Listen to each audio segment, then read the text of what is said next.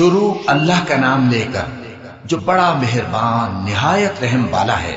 بے شک انسان پر زمانے میں ایک ایسا وقت بھی آ چکا ہے کہ وہ کوئی قابل ذکر چیز نہ تھا۔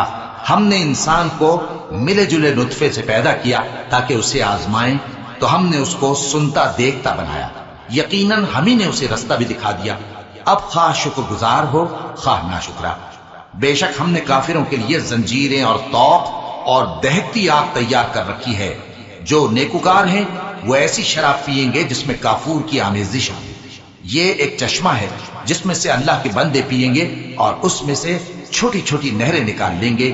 یہ لوگ نظریں پوری کرتے ہیں اور اس دن سے جس کی سختی پھیل رہی ہوگی خوف رکھتے ہیں، اور باوجود کہ ان کو خود کھانے کی چاہت ہوتی ہے مگر فقیروں اور یتیموں اور قیدیوں کو کھلاتے ہیں، اور کہتے ہیں کہ ہم تم کو محض اللہ کی خوشنودی کے لیے کھلاتے ہیں، نہ تم سے بدلہ چاہتے ہیں اور نہ شکر گزاری۔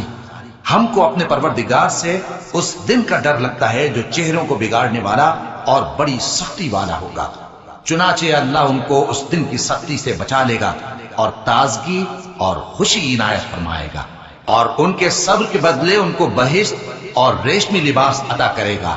اس میں وہ تختوں پر تکیے لگائے بیٹھے ہوں گے، وہاں نہ دھوپ کی حدت دیکھیں گے نہ سردی کی شدت۔ ان پر درختوں کے سائے قریب ہوں گے اور میووں کے گچھے جھکے ہوئے لٹک رہے ہوں گے، اور خدام چاندی کے برتن لیے ہوئے ان کے ارد گرد پھریں گے، اور شیشے کے نہایت شفاف پیالے، اور شیشے بھی چاندی کے جو ٹھیک اندازے کے مطابق بنائے گئے ہیں۔ اور وہاں ان کو ایسی شراب بھی پلائی جائے گی جس میں ادرک کی آمیزش ہوگی۔ یہ بہشت میں ایک چشمہ ہے جس کا نام سلسبیل ہے، اور ان کے پاس لڑکے آتے جاتے ہوں گے جو ہمیشہ ایک ہی حالت پر رہیں گے۔ جب تم ان پر نگاہ ڈالو تو خیال کرو کہ بکھرے ہوئے موتی ہیں۔ اور بہشت میں جہاں آنکھ اٹھاؤ گے کثرت سے نعمت اور عظیم الشان سلطنت دیکھو گے۔ ان کے جسموں پر دیبا اور اطلس کے سبز کپڑے ہوں گے، اور انہیں چاندی کے کنگن پہنائے جائیں گے، اور ان کا پروردگار ان کو نہایت پاکیزہ مشروب پلائے گا، فرمائے گا یہ تمہارا صلہ ہے اور تمہاری محنت ہمارے ہاں مقبول ہوئی۔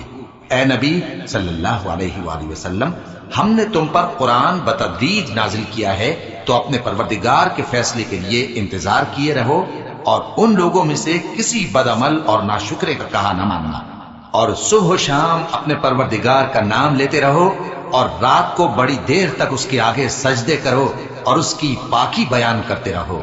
یہ لوگ دنیا کو دوست رکھتے ہیں اور قیامت کے بھاری دن کو پس پشت چھوڑے دیتے ہیں۔ ہم نے ان کو پیدا کیا اور ان کے جوڑ جوڑ کو مضبوط بنایا، اور اگر ہم چاہیں تو ان کے بدلے انہی کی طرح اور لوگ لے آئیں۔ یہ قرآن تو نصیحت ہے، جو چاہے اپنے پروردگار کی طرف پہنچنے کا راستہ اختیار کر لے، اور تم کچھ بھی نہیں چاہ سکتے مگر جو اللہ کو منظور ہو۔